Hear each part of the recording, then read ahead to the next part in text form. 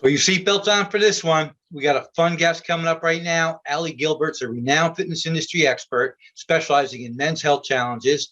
Also a two-time Golf Digest 50 Golf Fitness Professional and Trainer Awards. She's highly sought after, unique approach for training, combines nutrition training, lifestyle hacks to alter body composition and optimize metabolism.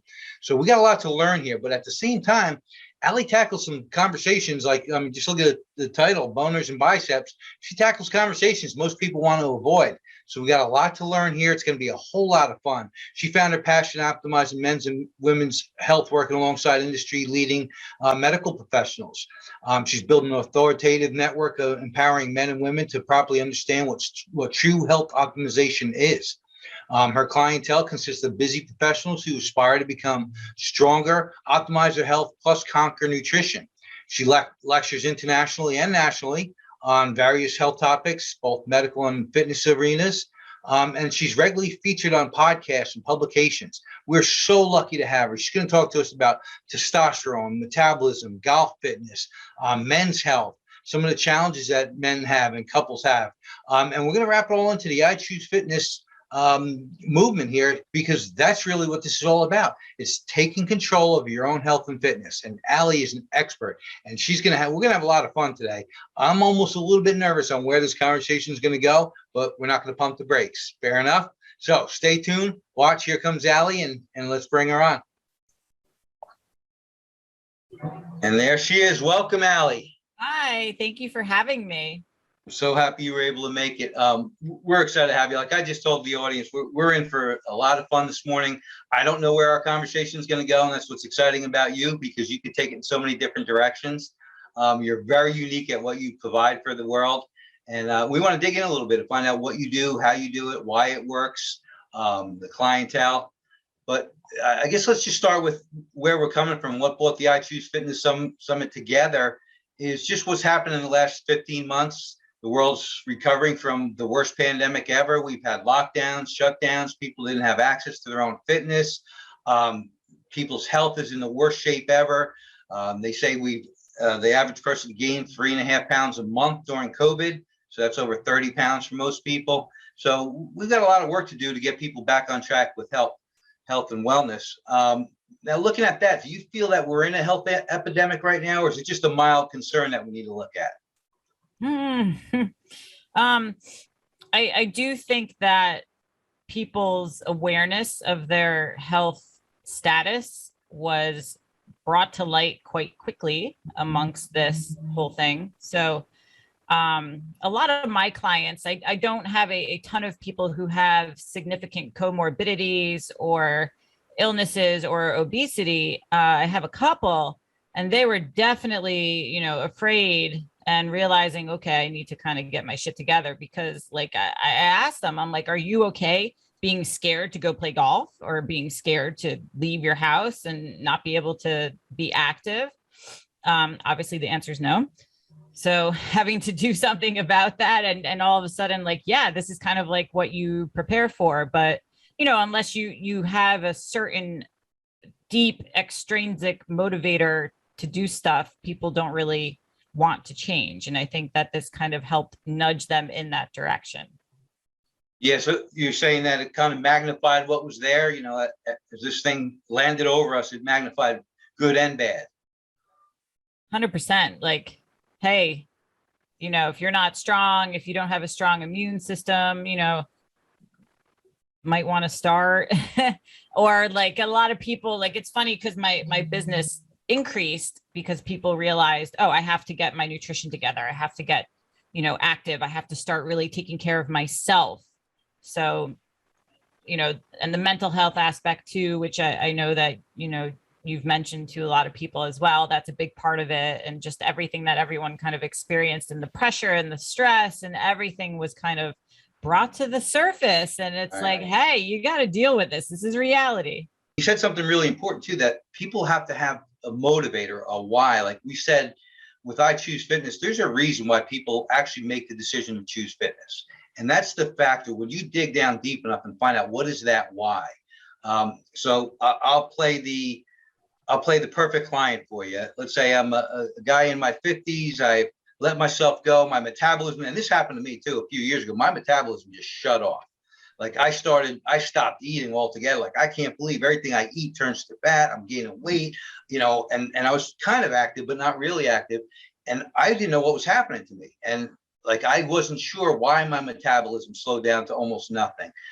So I would reach out to you and say, Allie, I can't live like this anymore. I need more energy. I'm not hitting the golf ball good. And I'd search you out and I'd find you. So I came to you thinking that I need strength training for my golf performance. But as we start working together, I find out there's a whole lot more here that unfolds like an onion. Is that how you see most of your clients' relationships develop? Yeah, usually they'll come to me thinking they need golf fitness or they need just general fitness. And it turns into a conversation about like their childhood trauma and, how they handle stressors and what their sleep is like, what their stress management is like, what their home life is like, because all of that really affects how somebody's going to react. And it's really not so much about, all right, how much stress do you have in your life? Everyone has stress. It's how resilient can somebody be to it? And that will be the predicting factor of their success and progress, because we can talk about it all day long. Like, yeah, stress affects this. Unless you see it happen to you or experience it, you don't really understand what that means because it's not necessarily something tangible. And then you're like, oh yeah, okay, pandemic. So like one big example was I do a lot of men's health consulting, and I have a lot of clients who are men over 35. And a lot of them I encourage to get lab work done and to explore testosterone optimization, to go on TRT. So with that, a lot of men experienced erectile dysfunction, which obviously is going to contribute to them feeling depressed and lethargic and just kind of like this meh feeling. And that increased tenfold during the pandemic. And so I was having many conversations regarding erectile issues, especially in guys in their 30s, because they're like, I'm too young for this. Like, this shouldn't happen. And I'm the one to tell them they're not alone. And this is normal because it's not so much testosterone that really affects a man's erection. And we can like get into the science if you want, but it's a lot of stress. And the way I explain it to guys is like, for my fitness professionals, if you're in the middle of a squat and you're pushing really hard and this is a maximum effort and a woman walks by naked in front of you, it's really hard to switch gears. And for those who aren't fitness professionals, like say you have a deadline or you're on your computer and you've got 20 minutes to get, a report in or something, and somebody walks in front of you, again, it's really hard to switch gears. So you have to be in a state of relaxed, less stress, all that physiologically to be able to get a boner, right? So if you're not, then that's a problem. And so pandemic stress was really that cloud of stress over men for a long time. So they were starting to question whether if they were on testosterone, oh my God, my protocol doesn't work anymore. Or they were thinking my testosterone is super low, or I have problems, or I'm less of a man and all this stuff. And I'm like, no, it's stress. Trust me, we can mitigate this. So it's kind of like the long answer. No, and there's so much to unpack there, because as you started talking, I'm thinking this isn't a conversation guys have with guys, I mean, obviously, this is where you landed.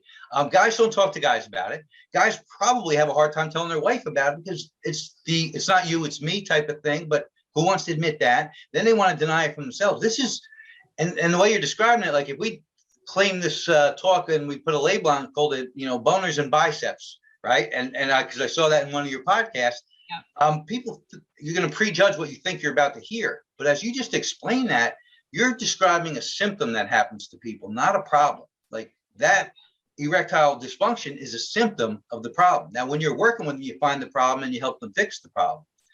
And that's game changing for a lot of people and a lot of wives. And they have to be standing in the background going, go, Allie, go, let's fix this together. Right. Yeah. And it's interesting because like, everyone's like, well, do you start the conversation that way? And I'm like, no, I'm not like, hi, my name's Allie. How's your erection? Like, hey, do you have morning wood? Like, what's up? It just evolves to that. But now, like, people know what they're getting into when they contact me because of my social media. And Right. because I normalize the talk about this, they are not so like guarded when they come to me. They message me and that they're like, some guys are like, it took me months to gain the courage to reach out to you, but this is what I'm dealing with. And I guess this is normal considering what I've seen you speak about. Right. And that means everything to me, because like, men need a safe place to talk about this. And like you said, they're not going to talk about this with their guy friends, with their wives or girlfriends, but having another female entity who is recognizing that this is normal is like, oh, okay. So like, maybe women won't think that I'm broken or, just crazy or whatever for dealing with this. And so bringing that to light and being able to point them in the right direction as to how do we solve this is basically what I do. Like, I'm the advocate for like, all right, this is the men's health issue that we're dealing with, and this is the direction we have to go. So yes, they come to me for certain fitness stuff. They don't think they're going to be talking about like, their morning wood with me, but that's honestly like, very few people. If it's more like in-person clients, everyone online, they know what I do. They know what they're getting into. And so they trust that, I will keep their information safe, obviously. So it's, Right. yeah. Yeah.